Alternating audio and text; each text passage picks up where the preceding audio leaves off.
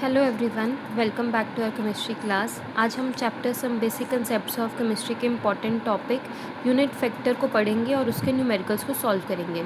मैं आपको बहुत ही इजी लैंग्वेज में न्यूमेरिकल्स के साथ एक्सप्लेन करूँगी ताकि आपको एग्ज़ाम में कोई भी कन्फ्यूजन ना हो। So let's start. सबसे पहले हम स्टार्ट करते हैं यूनिट फैक्टर के साथ। यूनिट फैक्टर दो इक्वल क्वांटिटीज़ का रेशियो होता है जिनके यूनिट्स डिफरेंट होते हैं, या अगर हम सिंपल लैंग्वेज में बोले तो यूनिट फैक्टर एक बेसिकली फ्रैक्शन है जो कि 1 के इक्वल होती है, और इसको हम यूज़ करते हैं यूनिट को चेंज करने के लिए, एक यूनिट को दूसरे यूनिट में चेंज करने के लिए। तो दो चीज़ें हैं हमारे पास यूनिट फैक्टर में, एक तो फ्रैक्शन है, ठीक है, जो कि किसके इक्वल आती है, 1 के इक्वल। एक फॉर्म ऑफ फ्रैक्शन है जो किसके इक्वल आती है, 1 के इक्वल, और इसको हम किस में यूज़ करते हैं, एक यूनिट को दूसरे यूनिट में चेंज करने के लिए। अगर हम एग्जाम्पल देखें तो हमें पता है कि 1 इंच में 2.54 सेंटीमीटर्स होते हैं। तो अगर हम ये 1 को इधर ले जाएं डिनोमिनेटर में, तो यहाँ पे हमारे पास क्या बच गया, खाली जगह पे 1, और ये क्या किसके इक्वल आ गया हमारे पास, 2.54 अपॉन 1 इज़ इक्वल टू 1। ठीक है, तो ये 1 के इक्वल आ गई ना हमारे पास फ्रैक्शन, तो ये क्या बन गया, यूनिट फैक्टर। उसी तरह से अगर हम 2.54 को इधर ले जाएँ, ठीक है, तो यहाँ पर क्या बच गया, खाली जगह पर 1, और इधर क्या आ गया, 1 इंच बाई 2.54 सेंटीमीटर। तो ये भी फ्रैक्शन किसके इक्वल आ गई, 1 के। तो ये दोनों क्या है हमारे पास, यूनिट फैक्टर्स हैं। दूसरा हमने क्या बात की कि एक यूनिट को दूसरे यूनिट में चेंज कर सकते हैं।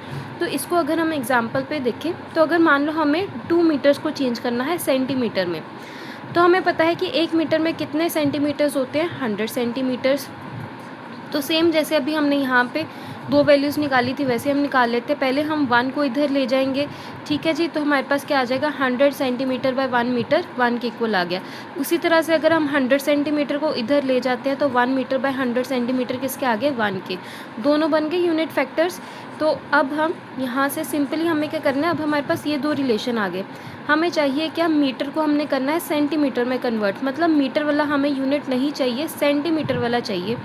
तो अब हमें ये देखना होता है कि अब जैसे 2 मीटर को करना है ना, मतलब हमें 2 को किसी चीज़ से मल्टीप्लाई करना है। इन दोनों में से कोई एक फ्रैक्शन उठाएंगे जिसको हमें 2 से मल्टीप्लाई करना है और जिसमें हमारा मीटर कट हो जाए। तो मीटर उसी में कट होगा जिसमें डिनोमिनेटर में होगा मीटर, तो हम कौन सा वाला, ये वाला उठाएंगे। तो हमने यहाँ पे 2 मीटर्स को मल्टीप्लाई किया इस वाले यूनिट फैक्टर के साथ, 100 सेंटीमीटर बाय 1 मीटर।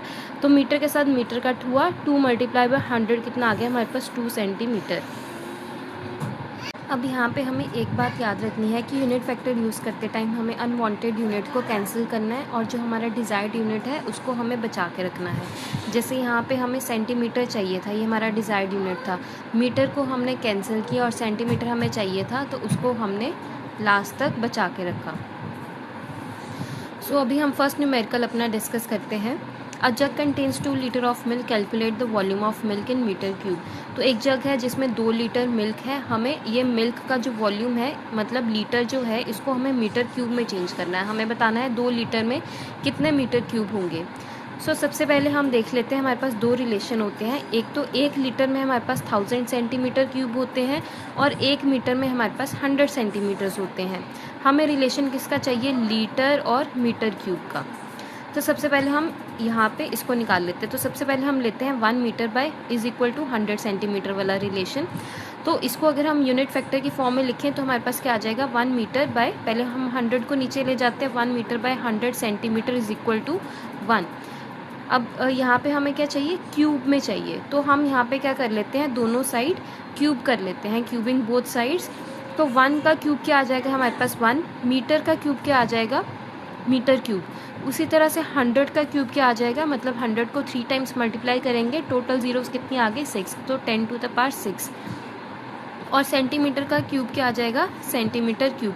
और यहाँ पे 1 का क्यूब किसके इक्वल आ जाएगा, 1 के। सो हमारे पास ये रिलेशन बन गया। यहाँ पे इसको हम ले जाते हैं दूसरी साइड, तो हमारे पास क्या बन गया, 1 metre cube is equal to 10 to the power 6 centimetre cube. तो अब हमें 2 लीटर को चेंज करना है सेंटीमीटर क्यूब में, पहले चेंज करके देखते हैं। तो 1 लीटर में हमारे पास कितने होते हैं, 1000 सेंटीमीटर क्यूब। तो 2 लीटर में कितने हो जाएंगे, 2000 सेंटीमीटर क्यूब। अब हमने ये जो ऊपर रिलेशन निकाला है 1 metre cube is equal to 10 to the power 6 centimetre cube, इसको हम यूज़ करेंगे।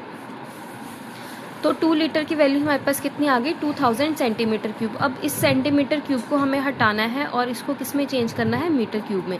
तो अब हमारे पास ये रिलेशन है, ठीक है जी। तो अब यहाँ पे अगर हम यहाँ पे इसकी वैल्यू निकालें, इसको यूनिट फैक्टर में चेंज कर लें, तो अब हमें यहाँ पे सेंटीमीटर को हटाना है। तो मतलब सेंटीमीटर वाला हमें रखना पड़ेगा डिनोमिनेटर में और जो चाहिए उसको रखना पड़ेगा हमें न्यूमरेटर में। तो यहाँ पे क्या रिलेशन आ गया, 1 metre cube by 10⁻6 centimetre cube is equal to 1। तो यहाँ पे हम यही वैल्यू पुट कर देंगे, इसको हम इस तरह से 1 लिख सकते हैं। तो यहाँ पे 1 की जगह हमने ये वैल्यू पुट कर दी, ठीक है। 2000 multiply by 1 metre cube by 10⁻6 centimetre cube. और एक इसका यहाँ पे 2000 का सेंटीमीटर क्यूब था, ये सेंटीमीटर कट हो गए।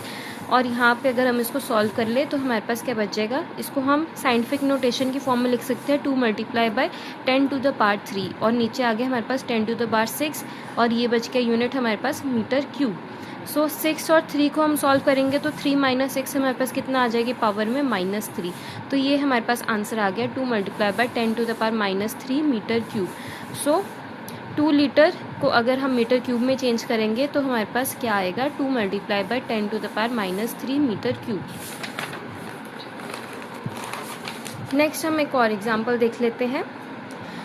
How many seconds are there in 2 days. हमें निकालना है कि 2 दिन में कितने सेकेंड्स होते हैं। तो सबसे पहले हम एक दिन में निकाल लेते हैं। एक दिन में हमारे पास कितने घंटे होते हैं, 24 आवर्स। एक आवर में कितने हुए, 60 मिनट्स। तो एक मिनट में कितने हुए, 60 सेकेंड्स। तो एक दिन में टोटल कितने सेकेंड्स हुए, तो इन तीनों को हम मल्टीप्लाई कर लेंगे, हमारे पास एक दिन के हमारे पास टोटल सेकेंड्स आ जाएंगे।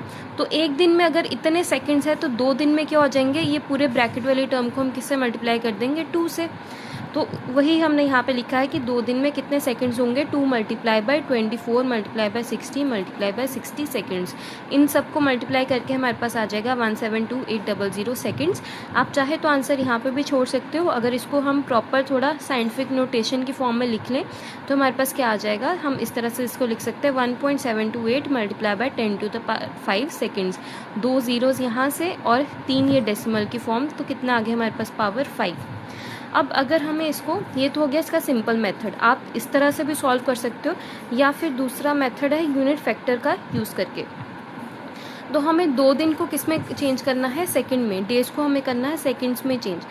तो यहाँ पे सिंपली हम इन तीनों का यूनिट फैक्टर निकालेंगे, ठीक है। तो अब यहाँ पे हमें लास्ट में सेकंड चाहिए ना, ठीक है। तो यहाँ पे एक तो 2 को हमने चाहिए, तो 2 को मल्टीप्लाई करेंगे सबके यूनिट फैक्टर के साथ। तो फर्स्ट का क्या आ जाएगा, 24/1, 60/1 और 60/1, सबको मल्टीप्लाई किया, सॉल्व करके हमारे पास वही आंसर बन गया। तो इस तरह से हम यूनिट फैक्टर को यूज़ करके डिफरेंट यूनिट्स को आपस में इंटर कन्वर्ट कर सकते हैं। तो ये थे आज के हमारे यूनिट फैक्टर्स के रिलेटेड न्यूमेरिकल्स। अगर आपको ये वीडियो अच्छी लगी हो तो आप चैनल को सब्सक्राइब करो, वीडियो को लाइक करो एंड इस वीडियो को शेयर करो।